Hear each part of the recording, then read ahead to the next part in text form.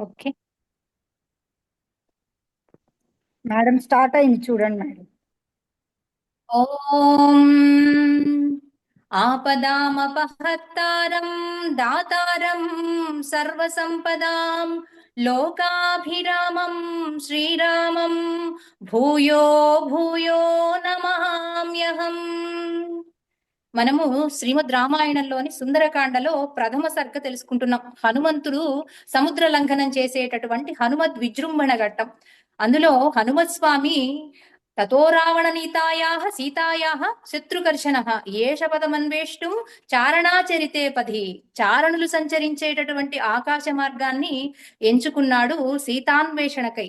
సీతాదేవి ఎక్కడ ఉంది అనంటే రావణుని చేత అపహరించబడినటువంటి పోయినటువంటి సుందరమైనటువంటి వస్తువుని తిరిగి తీసుకొచ్చేటటువంటి విషయకంగా హనుమంతుడు 100 యోజనాల సముద్రాన్ని లంఘించాలి అని దృఢమైనటువంటి సంకల్పాన్ని తీసుకున్నాడట. దుష్కరం నిష్ప్రతిద్వంద్వం అన్నారు. ఎవ్వరూ చెయ్యలేనటువంటి ఆ సంకల్పాన్ని తీసుకున్నటువంటి హనుమంతుడు చికీర్షన్ కర్మ వానరః. వానరుడైనటువంటి హనుమంతుడు ఆంజనేయ స్వామి సముదగ్ర శిరోగ్రీవం గవాంపతిరివాభౌ అన్నారు మొదటి 2 శ్లోకాల్లో. వృషభరాజము వలె ప్రకాశిస్తున్నాడట. తన ఆకారాన్ని ఇంతింతై వటుడింతై అని వామనావతారంలో వామనమూర్తి ఏ విధంగా అయితే పెరుగుతాడో అదే విధంగా హనుమంతుడు సముద్రాన్ని లంఘించేటటువంటి ప్రక్రియలో తన శరీరాన్ని పెంచుకున్నాడట. ఎందుకని పెంచాడు అంటే రామ కార్యార్థమై పెంచాడు అని తర్వాత శ్లోకాల్లో చెబుతారు. ఈ విధంగా తన ఆకృతిని పర్వతాకృతిలో పెంచుకున్న హనుమంతుడు అద్భుతమైనటువంటి వర్ణిస్తూ మన ఋషి అద్భుతంగా వర్ణించారు. ద్విజాన్ విత్రాశయన్ ధీమాహ నురసా పాదపాన్ నురసా మృగాంశ్చ సుబాహు నిఘ్నన్ ప్రవృద్ధ ఇవ కేసరి. ఒక సింహరాజము ఎట్లా ఉంటుంది? సింహం అంటేనే సాధారణంగా అనేక జంతువులని భయపెడుతూ వాటిని సంహరిస్తూ ఉండేటటువంటి కేసరి వలె ప్రకాశిస్తూ ఉన్నాడు అన్నారు. ఆ తర్వాత దృఢ నిశ్చయం చేసుకున్నటువంటి హనుమ స సూర్యాయ మహేంద్రాయ పవనాయ స్వయంభువే భూతేభ్య అంజలి కృత్వ చకారగమనే మతిం అన్నారు. చక్కగా తన జన్మకి కారణమైనటువంటి పవనాత్మజుడు కదా, పవన నందనుడు కదా, తండ్రి గారికి నమస్కరించాడు. అలాగే గురువుకి నమస్కరించాడు, సూర్య భగవానుడికి. అలాగే మహేంద్రాయ, ఇంద్రుడు అంటే ఎవరండి? ఇంద్రియ నిగ్రహం ఏర్పరచుకోవాలి అంటే ఆ ఇంద్ర అనుగ్రహం మనకి ఉండాలన్నమాట. ఇంద్రియాలంటే ఏమిటి? మనము అనుభవించి ఆస్వాదించేటటువంటి మన శరీరంలో ఉన్నటువంటి ప్రతి ఒక్క ఇంద్రియము. దశ ఇంద్రియాలు కదా, పంచ కర్మేంద్రియాలు, పంచ జ్ఞానేంద్రియాలు. వీటి నిగ్రహం మనకి ఏర్పడాలి అని అంటే ఆ ఇంద్రుని యొక్క అనుగ్రహం ఉండాలి. అందుకనే ఇంద్రుడికి నమస్కరించాడు. తన జన్మకి కారణమైనటువంటి పవనుణ్ణి నమస్కరించాడు. స్వయంభువే. అలాగే ఇక్కడ స్వయంభువే అంటే బ్రహ్మగారు అని ఒక అర్థము, అలాగే రామచంద్రుడు అని కూడా ఒక అర్థం అనమాట. ఆయనకి నమస్కరించి భూతేభ్యాశ్చాంజలి, మిగిలినటువంటి సర్వభూతములకు కూడా నమస్కరించుకొని చకార గమనే మతిం, ఇంకా ఆయన యొక్క గమనానికి అడ్డు లేకుండా ఉండాలి అని మనసులో సంకల్పం చేసుకొని అంజలిం ప్రాముఖ, తూర్పు దిక్కుకి తిరిగి నమస్కరించారట. ఆయన వెళ్లాల్సినది దక్షిణ దిక్కుకి, దక్షిణ దిక్కున ఉన్నటువంటి లంకా నగరానికి వెళ్ళాలి. కానీ దక్షిణ దిక్కుకి ఎవరు కూడా తిరిగి నమస్కరించరు. ఎందుకు నమస్కరించరు అంటే దక్షిణ దిక్కులో ఎవరుంటారు? యముడు ఉంటాడు. యముడు అంటే ఆఖరి ఘడియల్లో మనం చేరుకోవలసినటువంటి ఆ ప్రదేశం అన్నమాట. అందుకనే దక్షిణ దిక్కుకి ఎవరు కూడా తలపెట్టుకొని కూడా పడుకోరు. మొట్టమొదట చేయాల్సినటువంటి పని ఏమిటి? కర్మ ఏమిటి? పొద్దున్నే లేస్తూ ఉదయానికి కారణమైనటువంటి మన యొక్క జ్ఞానాన్ని, చీకటిని చీల్చుకొని సూర్య భగవానుడు వచ్చేటటువంటి ఆ దిక్కుకి, సూర్య భగవానుడికి నమస్కరించుకొని చక్కగా ప్రారంభం చెయ్యాలి అనుకున్నాడు.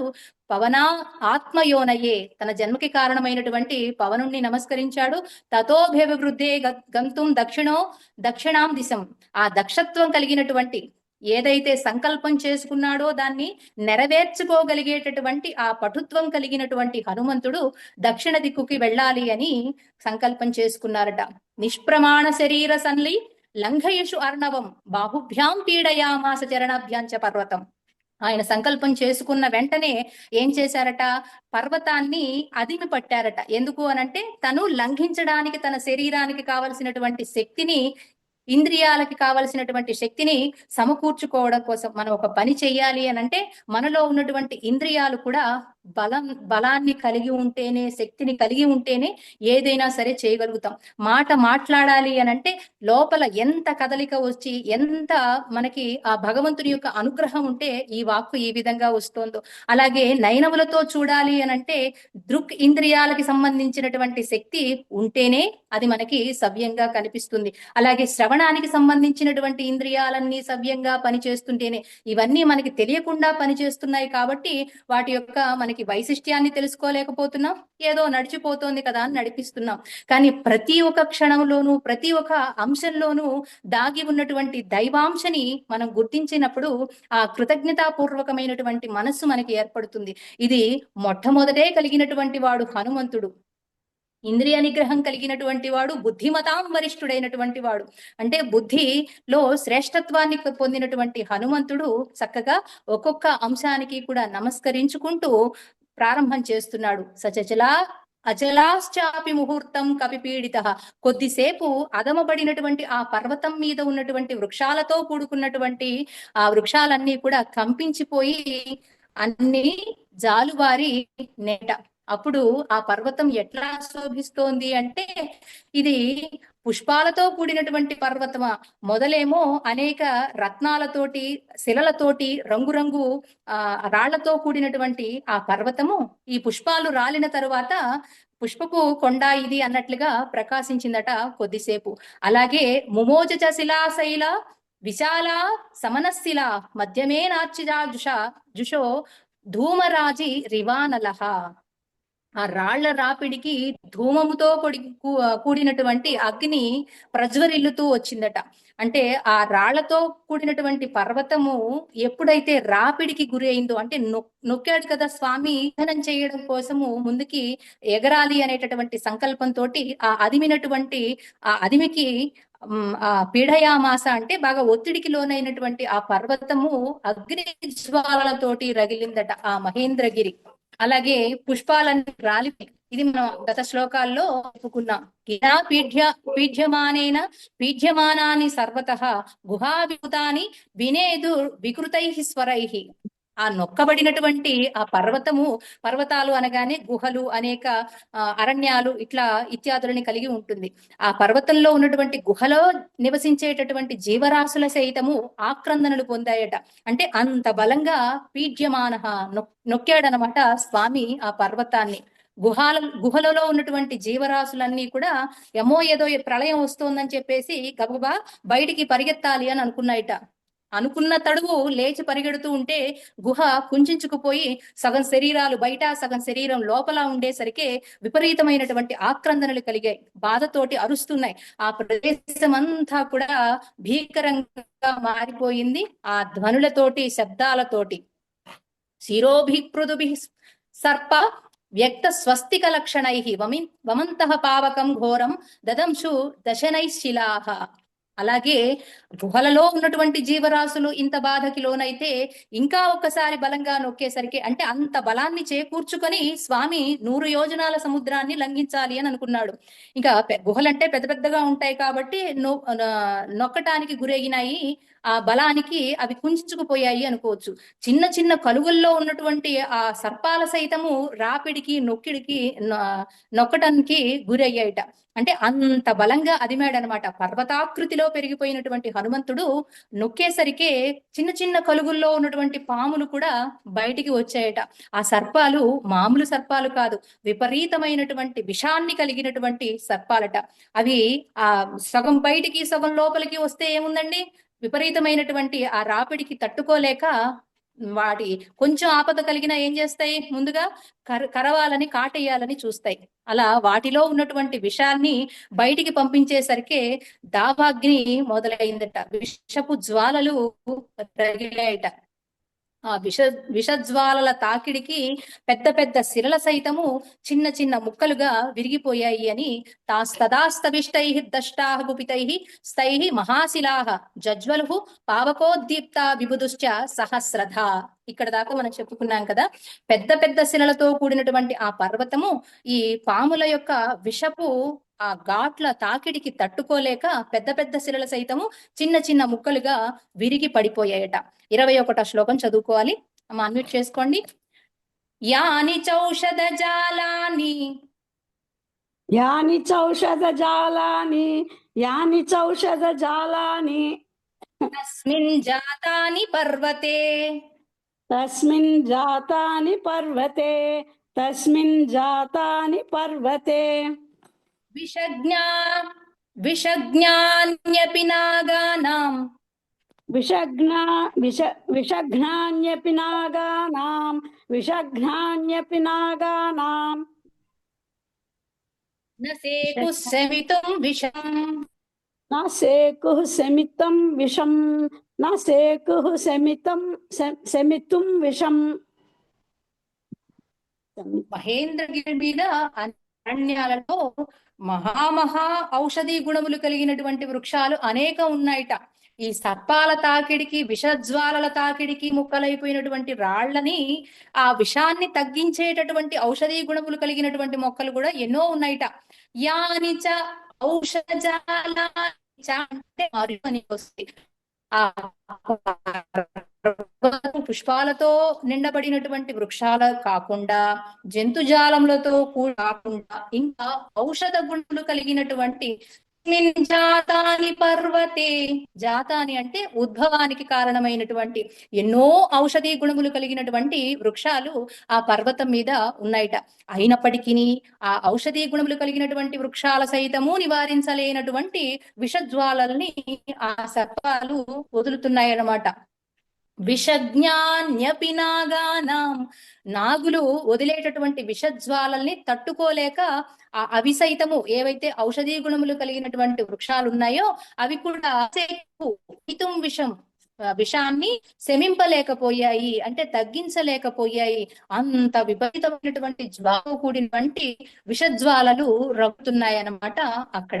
తర్వాత భిద్యతేయం భూతైః భిద్యతేయం గిరిర్భూతైః భిద్యతేయం గిరిర్భూతైః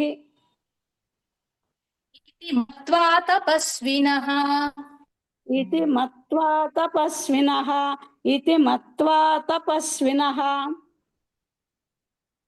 గిరిర్భూతైః అని విసర్గ చదివాం కాబట్టి ఇతి అని చదువుతున్నాం, లేకపోతే భూతైరితి మత్వా తపస్వినః అని చదవాలి. త్రస్తా విద్యాధరస్తస్మా త్రస్తా విద్యాధరాస్తస్మాత్ త్రస్తా విద్యాధరాస్తస్మాత్. ఎస్, తస్మాత్ అని అక్కడ తకారం తగిలించినట్లయితే ఉత్పేతు స్త్రీగణైః సహ, ఉత్పేతుః స్త్రీగణైః సహ ఉత్పేతుః స్త్రీగణైః సహ.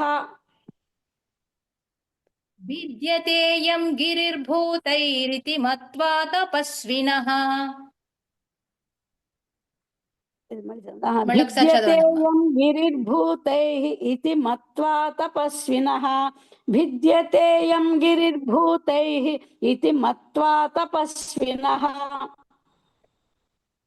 త్రస్తా విద్యాధరస్తస్మాత్ ఉత్పేతు స్త్రీగణైః సహ.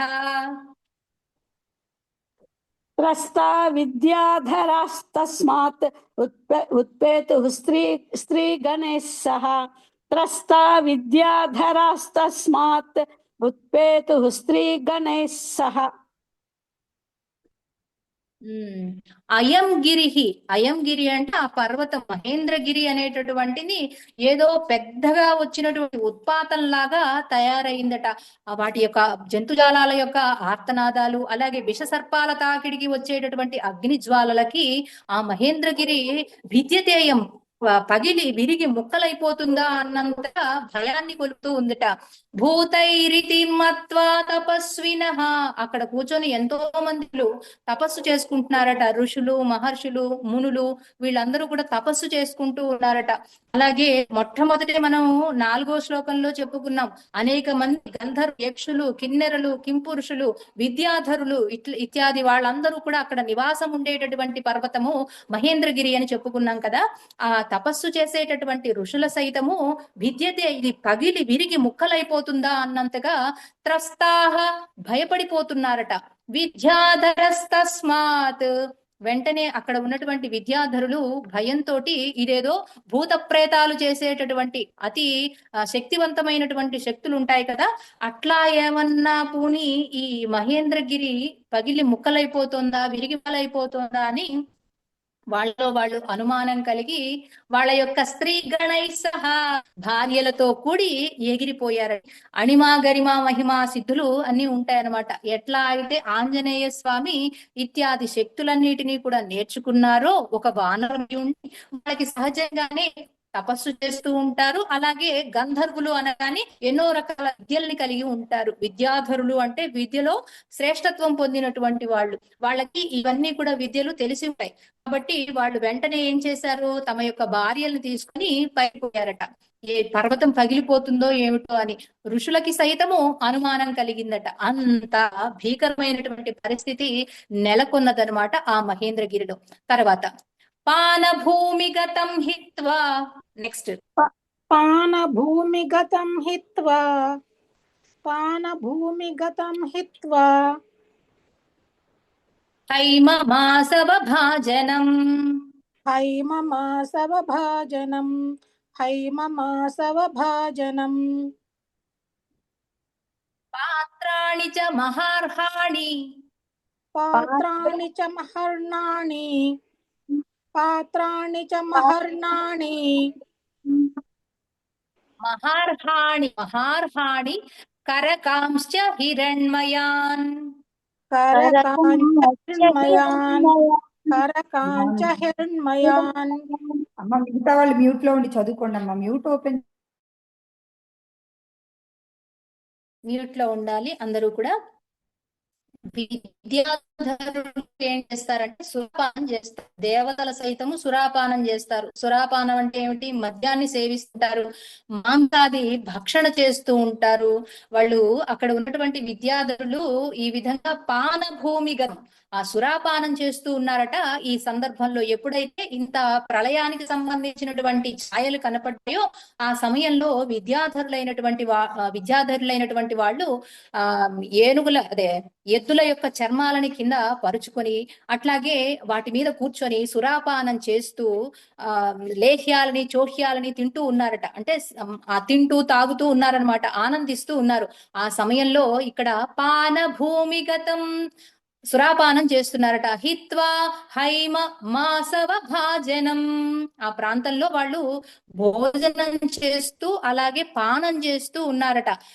చేస్తూ ఉన్నటువంటి పాత్రలని విడిచిపెట్టి మరి పరుగు తీశారనమాట. పాత్రాణి చ మహార్హాణి, అద్భుతమైనటువంటి బంగారము తర్వాత వెండితో కూడుకున్నటువంటి పాత్రలని వాళ్ళు ఉపయోగించే వాళ్ళు అనమాట. ఆ ఉపయోగించినటువంటి పాత్రల సైతము, విలువైనటువంటి పాత్రల సైతం అక్కడ వదిలిపెట్టి కరకాంశ, కరము అంటే చేయి, చేత్తో పట్టుకొని సేవిస్తున్నారనమాట.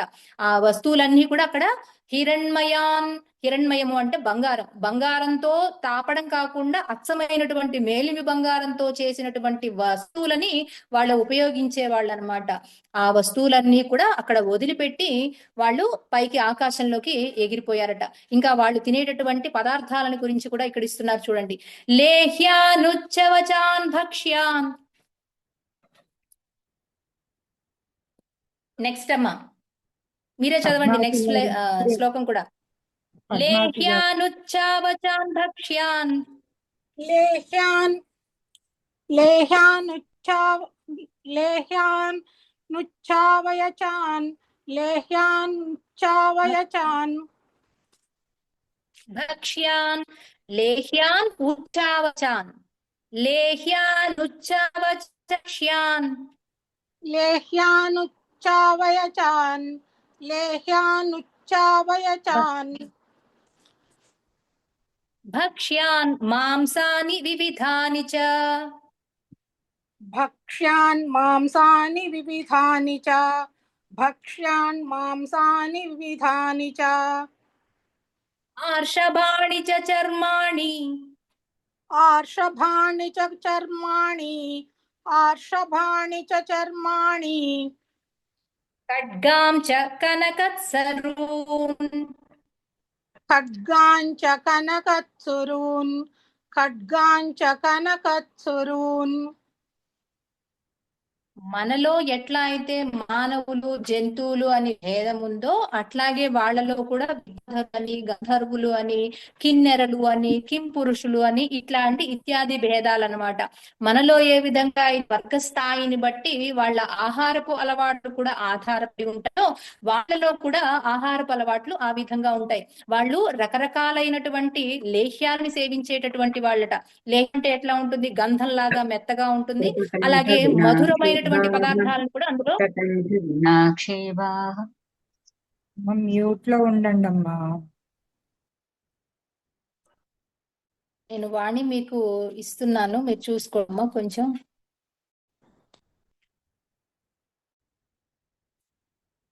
ఎస్, లేహ్యాలని చోష్యాలని కూడా సేవిస్తూ ఉన్నారట ఆ సమయంలో. ఉచ్చావచాన్ భక్ష్యాన్, తినేటటువంటి తినుబండారాలని వాళ్ళు తింటూ ఉన్నారట. రకరకాలైనటువంటి బంగారపు వెండి వస్తువులని అక్కడ వదిలిపెట్టి, తినే వాటిని వదిలిపెట్టి, తాగే వాటిని వదిలిపెట్టి, మాంసాన్ని వివిధ రకాలైనటువంటి మాంసపు పదార్థాలని కూడా వాళ్ళు భక్షిస్తూ ఉన్నారట. ఆ సందర్భంలో వాటిని కూడా వదిలిపెట్టేశారట. ఆ అర్షబాణి చర్మాణి, చర్మంతో కూడుకున్నటువంటి డాలు అంటారు. అంటే యుద్ధానికి ఉపయోగించేటటువంటి చర్మపు సంబంధమైనటువంటి తాళ్ళు ఉంటాయి చూసారా, అట్లాంటివి కింద పరుచుకునేటటువంటివి. అలాగే యుద్ధంలో డాళ్ళని ఉపయోగిస్తారు, కత్తులని పెట్టుకునేటటువంటి వరలు, ఇవన్నీ కూడా వాళ్ళు కలిగి ఉన్నారనమాట. వాటన్నిటినీ కూడా ఆస్తులని వదిలిపెట్టి వెళ్ళాలి అని అంటే ఎవరికైనా కూడా కష్టం ఉంది. కానీ ఆ సమయంలో గాని వాళ్ళు తినేటిని గాని తాగేటటువంటి వాటిని కూడా పట్టించుకోకుండా ఆ భయానికి లేచి పరుగులు తీసి ఆకాశంలోకి ఎగిరిపోయారట. ఖడ్గాంశ్చ కనకత్సరూన్, ఇక్కడ హనుమంతుని యొక్క విజృంభణ అన్నాము. అంత విజృంభించారు స్వామి అని ఆయన యొక్క పరాక్రమాన్ని తెలియజేసేటటువంటి, అలాగే మహేంద్రగిరి మీద ఉన్నటువంటి వైభవాన్ని అంతా కూడా మనకి ఇక్కడ కవి చెప్తూ ఉన్నారు మహర్షి. ఖడ్గాంచ కనకరూన్, పిడి ఎట్లా ఉంది అని అంటే కనకం బంగారంతో కలిగినటువంటి పిడులు కలిగినటువంటి ఖడ్గంట. మామూలు వాటితో చేయొచ్చు కదండి అంటే వాళ్ళు ఐశ్వర్యం కలిగినటువంటి వాళ్ళు అని చెప్పడము ఇక మహర్షి ఏ విధంగా వర్ణిస్తున్నారు. బంగారు పిడులతో కలిగినటువంటి ఖడ్గాలని సైతము అక్కడ వదిలిపెట్టి వాళ్ళు ఆకాశమార్గం ప్రయాణం అట. కృతకంఠ గుణాక్షీభ, నెక్స్ట్. కృతకంఠగుణాక్షేభాః కృతకంఠగుణాః క్షేభాః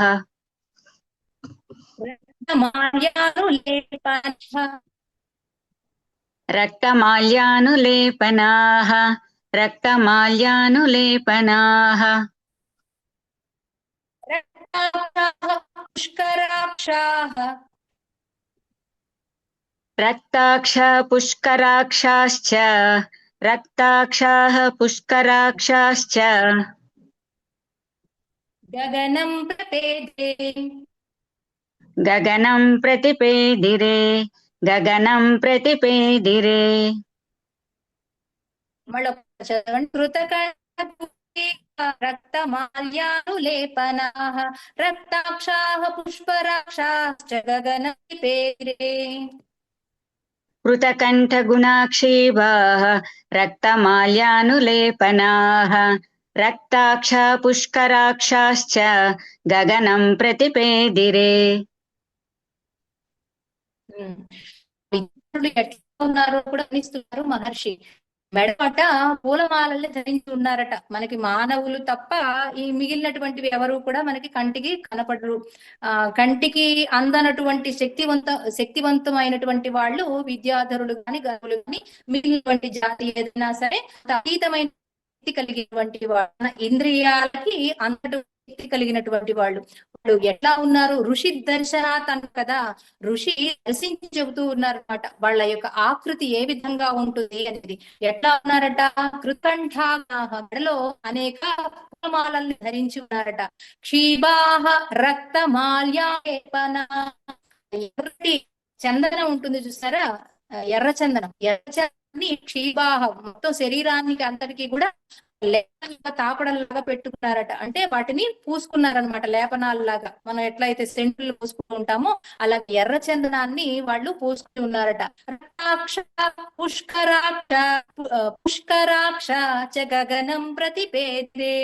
ఈ విధంగా మద్యాన్ని సేవిస్తూ ఉండటం వల్ల ఎరుపెక్కినటువంటి నేత్రము పుష్కరాక్ష అన్నారు. పుష్కరాక్షములు అంటే కమలముల వంటి నేత్రలు కలిగినటువంటి వాళ్ళట.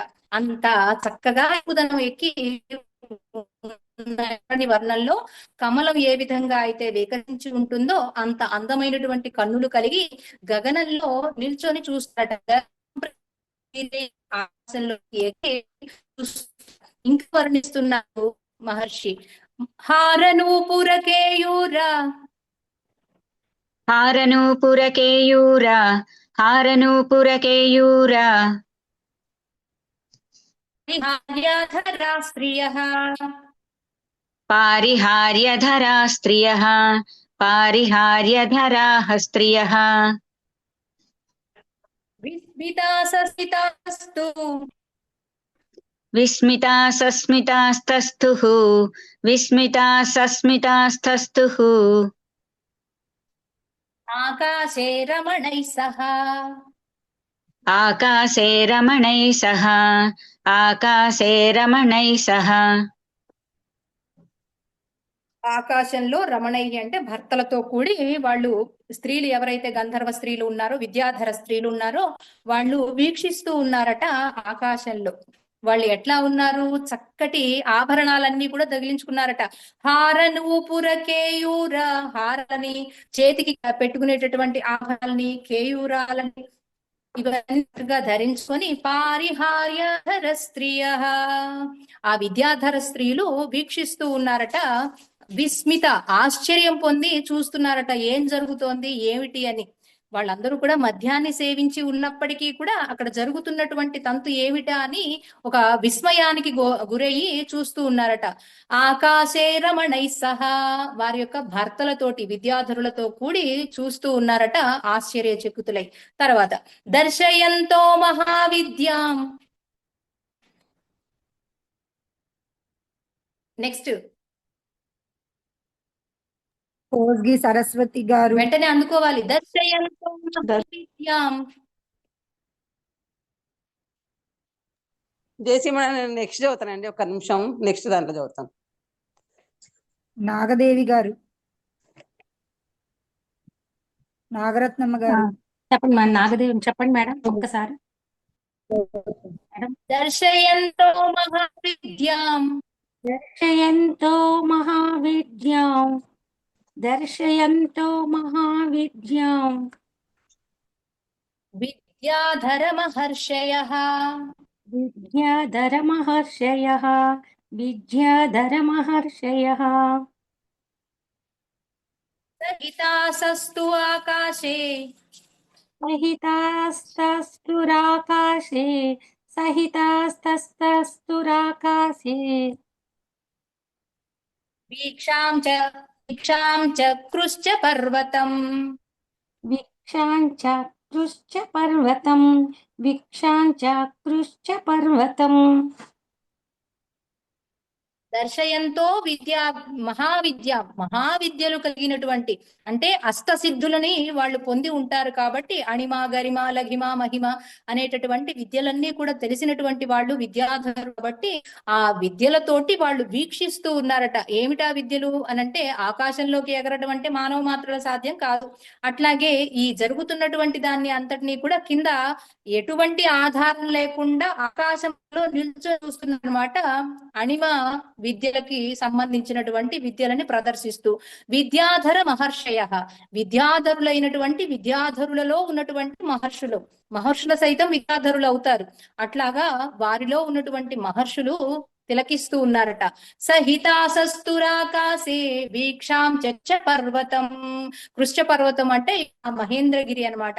మహేంద్రగిరిలో ఏ విధమైనటువంటి అద్భుతాలు జరుగుతున్నాయి అని వాళ్ళందరూ కూడా విద్యాధరుల్లో ఉన్నటువంటి మహర్షుల సైతము వీక్షిస్తూ ఉన్నారట ఆకాశంలో నిల్చొని, ఎటువంటి ఆధారము లేకుండా. తర్వాత శశ్రువుశ్చ తదా శబ్ద శత్రుశుచ్య తదా శబ్దం శత్రువుశ్చ తదా శబ్దం ఋషీణాం భావితాత్మనాం ఋషీణాం భావితాత్మనాం ఋషీణాం భావితాత్మనాం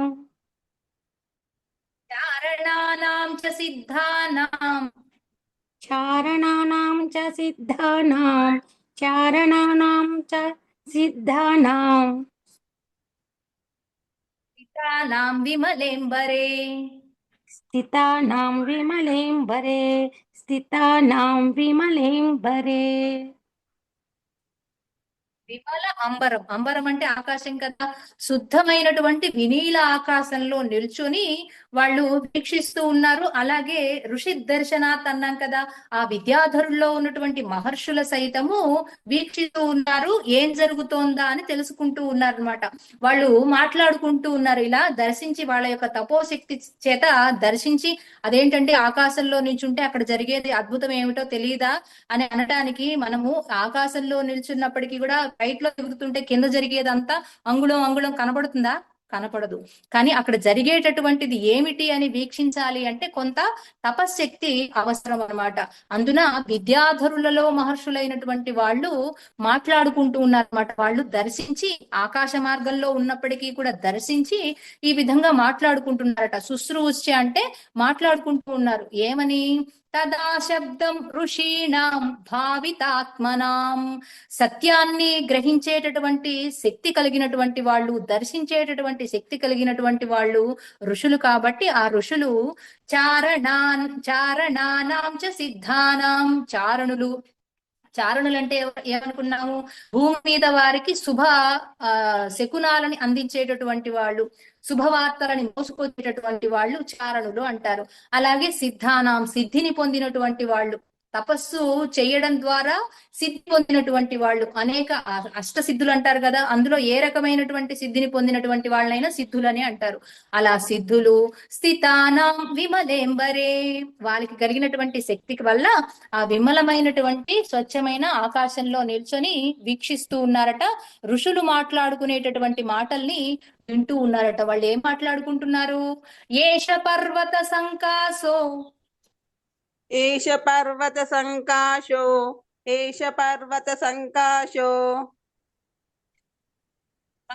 మారుతాత్మజః హనుమాన్ మారుతాత్మజః హనుమాన్ మారుతాత్మజః తితీర్షతి మహావేగః తితీర్షతి మహావేగః తితీర్షతి మహావేగః సముద్రం మకరాలయం సముద్రం మకరాలయం సముద్రం మకరాలయం తితీర్షతి మహావేగః సముద్రం మకరాలయం తితీర్షతి మహావేగం సముద్రం మకరాలయం తితీర్షతి మహావేగం సముద్రం మకరాలయం. అక్కడ మకారం తగిలించడానికి ఏం లేదు. మహావేగ సముద్రం మకరాలయం. అతి వేగంతో ఆయన తితీర్షతి, ఆయన సంకల్పించుకున్నటువంటి సంకల్పం. ఎవరు సంకల్పించుకున్నారు? హనుమాన్ మారుతాత్మజః. మారుతి పుత్రుడు అయినటువంటి పవనాత్మజుడైనటువంటి హనుమంతుడు. హనుమ అనే పేరు ఎట్లా వచ్చిందనుకున్నాం? ఇంద్రుడు తన వజ్రాయుధంతో కొట్టడం వల్ల హనువులు నొక్కుబడిపోయినట హనుమంతుడికి. అందువల్ల హనుమంతుడైనాడు. అంత శక్తి పరాక్రమం కలిగినటువంటి స్వామి. ఏష పర్వత సంకాసో, పర్వతమంత ఎత్తు పెరిగి ఆయన సముద్ర లంఘనం చేయబోతున్నాడు. సముద్రం మకరాలయం. మకరం అంటే మొసలి అన్నమాట. జంతుజాలం అంతా కూడా ఉంటుందిగా సముద్రంలో. మకరములు మొదలైనటువంటి జీవరాశి అంతకి నెలవైనటువంటి సముద్రాన్ని లంఘించాలి అని మహావేగంతో సంకల్పించుకున్నాడట ఆ హనుమంతుడు, మారుతాత్మజుడు. ఎందుకని? రామార్థం వానరార్థం. రామార్థం నెక్స్ట్ చదవండి వానరార్థం మీరే. రామార్థం వానరార్థం రామార్థం వానరార్థం చికీర్షన్ కర్మ దుష్కరం. చచికీర్ష కర్మ దుష్కరం చచికీర్ష కర్మ దుష్కరం. సముద్రస్య పరంపారం సముద్రస్య పరంపారం సముద్రస్య పరంపారం దుష్ప్రాపం ప్రాప్తుమిచ్చతి దుష్ప్రాపం ప్రాప్తుమిచ్చతి దుష్ప్రాపం ప్రాప్తుమిచ్చతి. ఇచ్చని కలిగి ఉన్నారట, కోరికని కలిగి ఉన్నారట, దాన్ని ఎట్లయినా సరే చెయ్యాలి అని దృఢ నిశ్చయాన్ని కలిగి ఉన్నారట. అది ఎట్లాంటి కర్మ? దుష్కరం. దుష్కరం నిష్పత్తి ద్వంద్వం అని మనం 2వ శ్లోకంలోనే చెప్పుకున్నాం కదా. ఎవరు కూడా సాహసించడానికి కూడా భయపడేటటువంటి అది కర్మట. అంత దుష్కరమైనటువంటి కర్మని చికీర్షన్ కర్మ, సంకల్పం ఎట్లాంటి సంకల్పం అంటే దృఢ సంకల్పం చేసుకున్నటువంటి హనుమంతుడు రామార్థమై వానరార్థమై, రామ యొక్క ప్రీత్యర్థము, రామకార్యాన్ని నెరవేరడం కోసము రాముని కొరకై, అలాగే వానరుల కొరకై. ఎందుకు వానరుల కొరకై అన్నారు అనంటే, ఇక్కడ వానరుడైనటువంటి సుగ్రీవుడు రామునికి స్నేహితుడు. అలాగే సుగ్రీవుడు మాట ఇచ్చాడు, రామకార్యార్థమై నీకు మేము సేవ చేస్తాము స్వామి అని ఆయనకి మాట ఇచ్చి ఉన్నాడు. తమ రాజు అయినటువంటి సుగ్రీవుడి మాట ఏదైతే చెల్లించాలి అనుకున్నారో, రాజుగారు నెగ్గితే ఆ ప్రజంతా కూడా నెగ్గినట్టే. అందుకని వానరులందరినీ కూడా ఆనందింపజేయడం కోసము, అలాగే రాముణ్ణి ఆనందింపజేయడం కోసము రామకార్యార్థమై సముద్రస్య పరంపారం, సముద్రం యొక్క ఆవలి తీరానికి చేరాలి అని దుష్ప్రాపం ప్రాప్తుమిచ్చతి, దుష్కరమైనటువంటి ఆ కర్మని చేయాలి అని ఇచ్చని కలిగి, విపరీతమైనటువంటి కోరికని కలిగి సంకల్పించుకున్నటువంటి స్వామి లంఘించబోతున్నాడు అని అంటున్నారు. చదవండమ్మా, 30 శ్లోకాలు అయినాయి కదా, 21 నుంచి 30. మేడం మళ్ళీ రీజాయిన్ అవుదమ్మా. నేను ఇది పాస్ చేసేస్తున్నాను, స్టాప్ రికార్డింగ్ చేసేస్తున్నాను. ఎవరండి? నేను.